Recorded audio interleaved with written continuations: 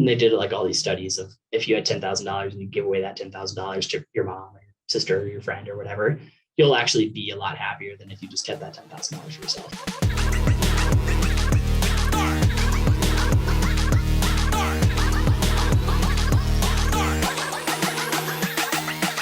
Hey, what is up, everybody? Today, I have a very special guest. He is a filmmaker. He's here to tell his amazing story of all his experiences that brought him to his current point now. So his name is Roo. He is a documentary and commercial filmmaker and photographer based out of Boulder, Colorado.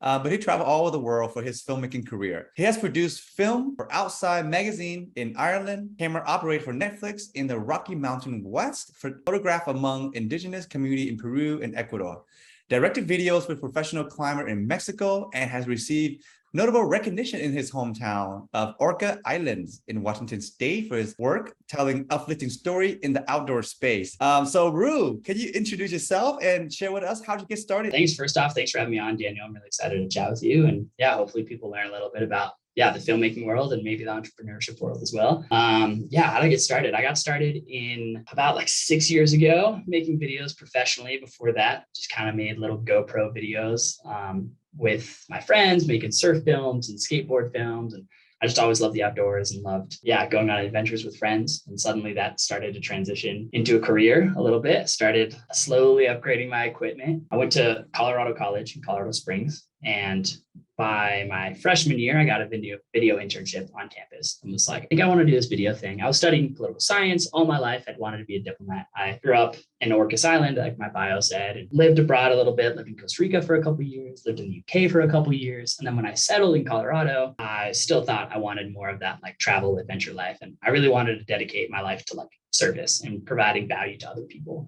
And so after interning all there through college, I took the leap after graduation and was like, I'm going to be a filmmaker, an adventure filmmaker full time. And haven't really looked back since. It's been an amazing opportunity. And I've been able to tell a lot of really interesting stories and meet a lot of really amazing people. And I think cameras are a way to really give you access to really interesting people and stories. So you travel the world and, you really explore, what you feel could be your main career, right?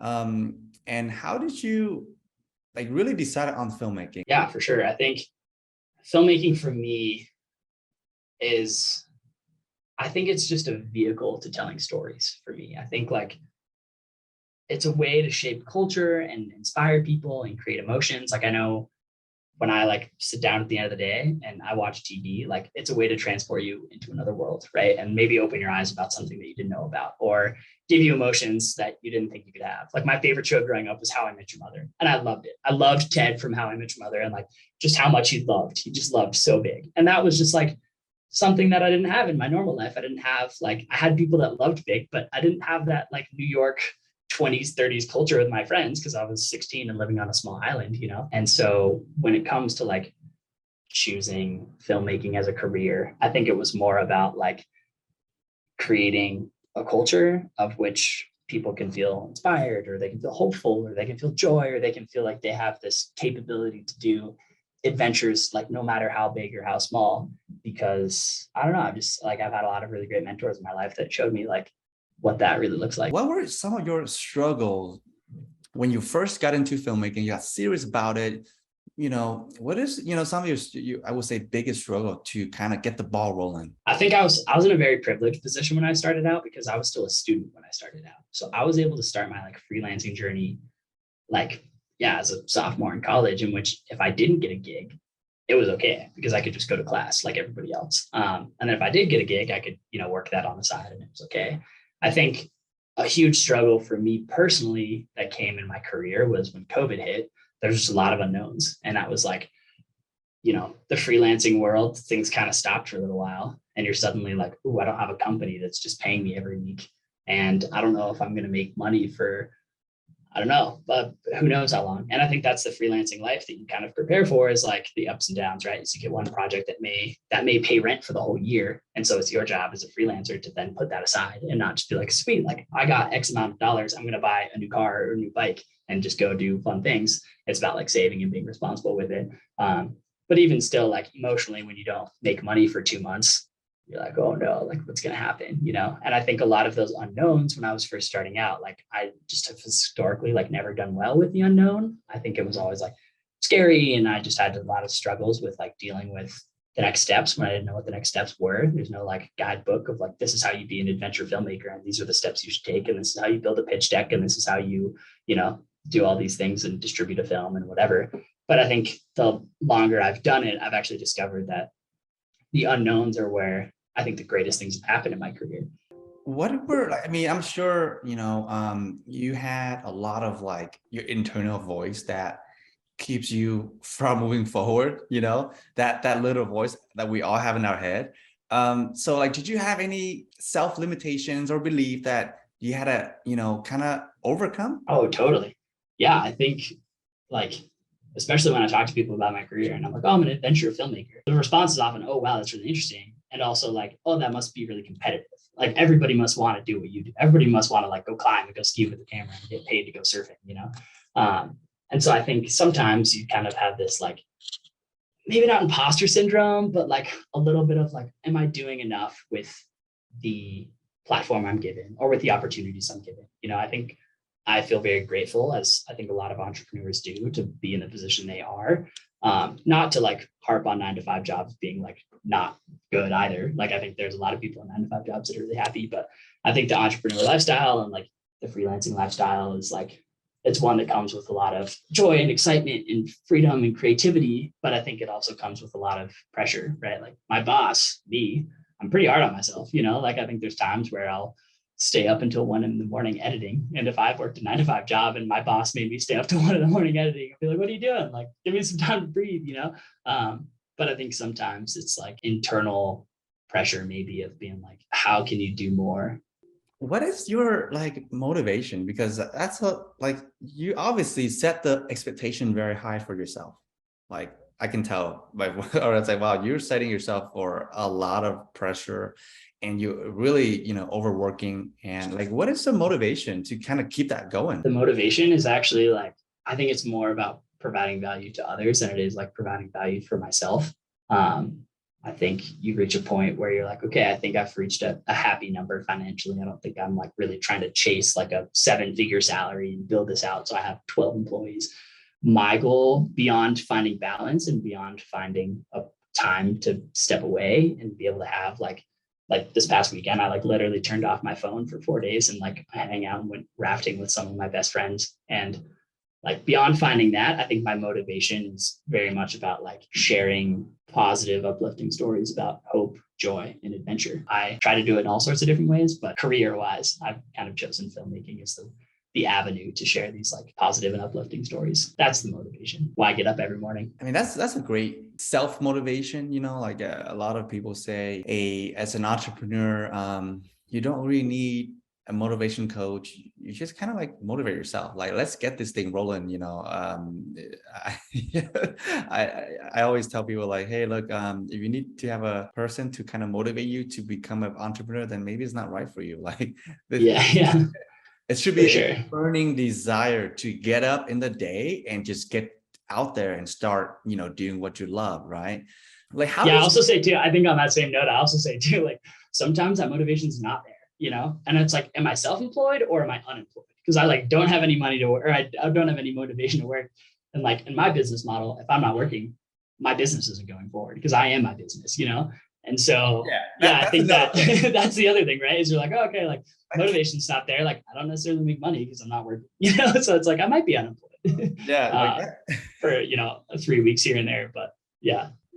So that brings up my next question. Like, when you're up until now, what has been the best method for you to kind of like get gigs, get clients to kind of, do work and make money? To explain that, I think like a lot of people, especially I know for myself when I was first starting out, I'd like cold email all these people, like, these are the services I'm trying to provide, whatever.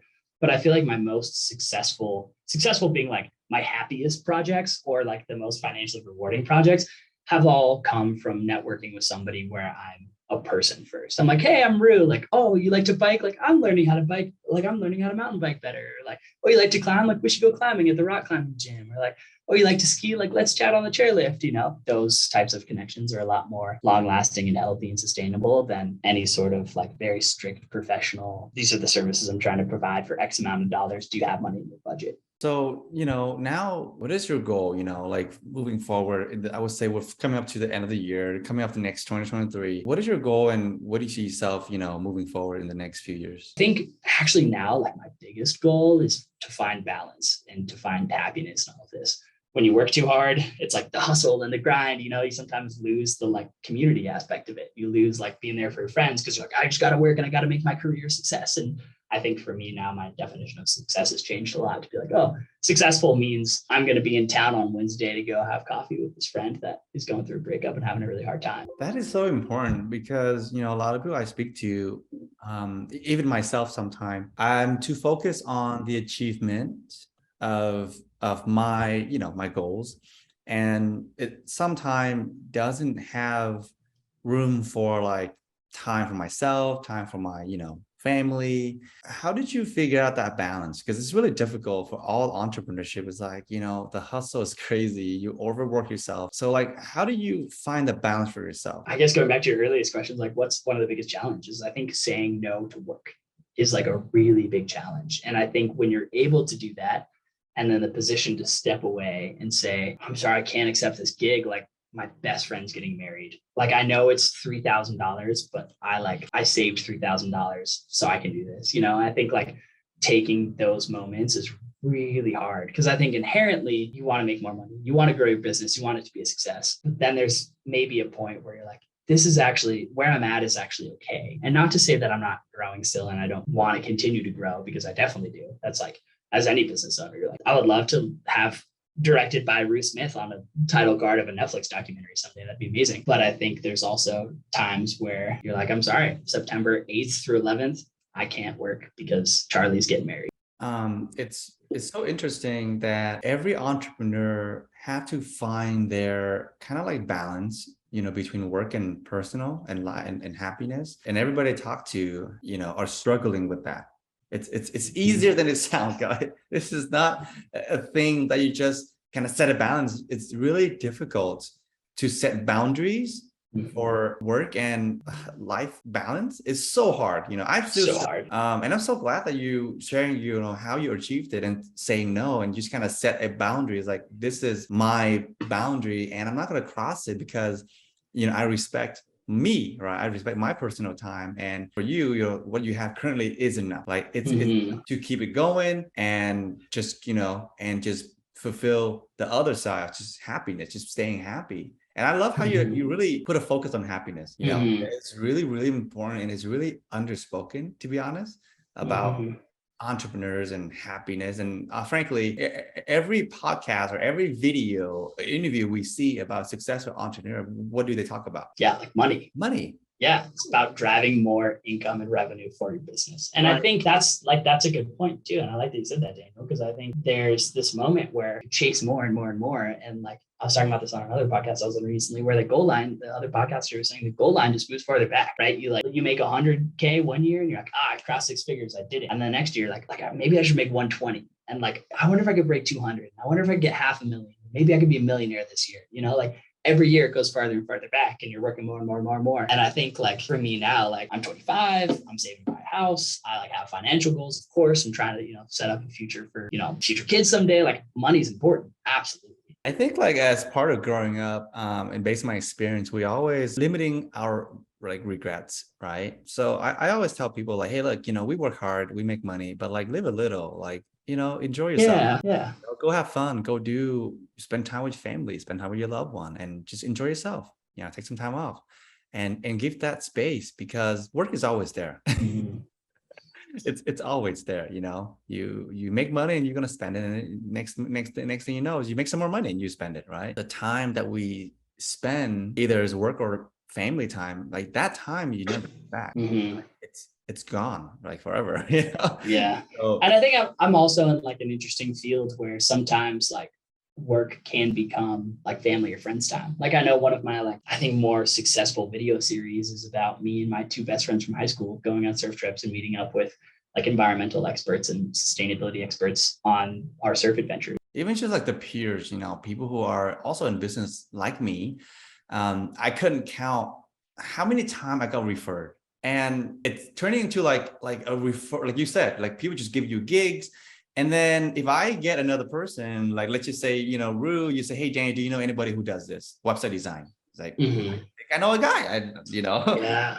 I believe that people at their core are very kind and will meet you when you are kind as well. And so, yeah, it's been cool to see other entrepreneurships like do their process and well and see like what works and what doesn't. Yeah, man, I'm excited to see like where this podcast goes for you and listen to past episodes and things. Cause I think, yeah, learning from entrepreneurs is really important and seeing like digging into people's lives and seeing like what it is that drives them or what makes them a success and comparing all these different people to other people and seeing, okay, I guess in the finance world, these may be their priorities. And I think I'm also in an industry where my priorities will probably be very different than somebody that works in a tech startup in New York. They may be very financially driven, and that's really good. And I think everyone should have goals and motivations. And it's interesting maybe to talk to somebody that's got different motivations than me and hear people's different perspectives, because I think it all leads to like a more well-rounded business and well-rounded thought processes and how you can ultimately serve your clients, right? It goes back to the beginning of this conversation, like how can you create value for people? And that's what we're all doing. Like whether you're owning a nail salon, whether you're making adventure films, whether you're, a financial broker on Wall Street, like you're still just trying to create value for other people. And I think the more you can give and the more you can provide to other people, like the more you get in return. I was reading this article recently about like this just psychology of money, because I feel like it's really interesting. And they were talking about when you give away money, you receive a lot more happiness than you receive money. And they did like all these studies of if you had $10,000 and you give away that $10,000 to your mom or your sister or your friend or whatever, you'll actually be a lot happier than if you just kept that $10,000 for yourself. And so I think now another thing I'm trying to think through in my career is like, how can I give more money to people? And how can I like give more value to people? Whether it be like hiring friends or referring jobs to people or whatever. I think to make it sustainable, it's not necessarily just about like, I got a 100K project and I'm keeping 100K, but it's like, I got a 100K project and I can keep 70 and be super stoked. That's a ton of money, and give 30 to close friends, Yeah, thank you for that, man. That's a super like wise. So as we're coming to the last question, if you had to give yourself advice when you were in college, right, what would be the 3 advice you give yourself? Wow, that is a great question, Daniel. I might have to think about that for a sec. Okay, number 1, I think it's very easy. It's just do what you love. I feel like I think I took that. I think I've always just pursued projects that I loved. Number 2, I think the advice I would give myself is say like, it's okay to fail. I think I wasn't totally willing to fail. I think I made a lot of stuff. And that was another thing I tried to do is I just like created all the time. But I think every video I was like not really willing to like put out into the world unless it was perfect. And then I got over that. And when I got over that of like, oh, actually I should just make more. And if it's not perfect and the shot's out of focus, but it's a great storytelling feature, like it's okay. I've shot like the past like 4 or 5 documentaries that I've shot. There's been at least like 2 to 5 clips shot on a phone. And it's like, I have nice cameras. Why am I shooting this on a phone? It's like, well, it's a great storytelling tool. And it was 2 a.m. and we were tired and we were seasick on a boat and my camera was in the bag and I got a phone and I filmed it and it was great. And I would have never done that when I was first starting out because I was like, it has to be perfect. And now I'm like, it just has to be done, and it has to be created. And then I think the final piece of advice, and we've kind of talked a lot about it, but I think finding balance. In the beginning, I was totally just like, let's do whatever I can to be successful. Let's do whatever I can to like work for the Netflixes or work for the outside magazines or do those projects with Garmin where I'm skiing down a mountain. I think it's those other moments in life that like when I look back on my past 2 years, like my favorite memories are like camping and making s'mores next to a river with people I love. And yeah, I guess take that for what it's worth too, right?